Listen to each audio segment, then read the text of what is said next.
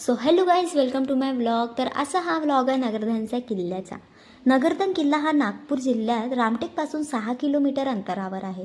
हा किल्ला 4थ्या शतकात वाकाटक साम्राज्याची राजधानी असलेल्या नंदीवर्धन या प्राचीन शहराचा भाग आहे. 5 ते 18व्या शतकापर्यंत हा किल्ला अस्तित्वात होता, ज्याच्यावर वाकाटक गोंड आणि भोसले घराण्यांनी राज्य केले.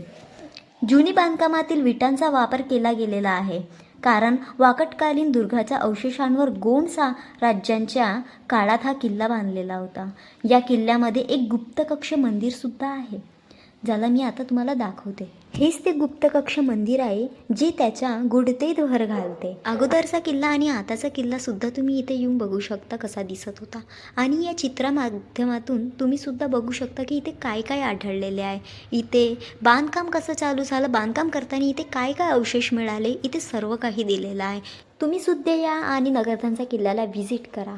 आजसाठी इतकंच. भेटूया नेक्स्ट व्लॉगमध्ये.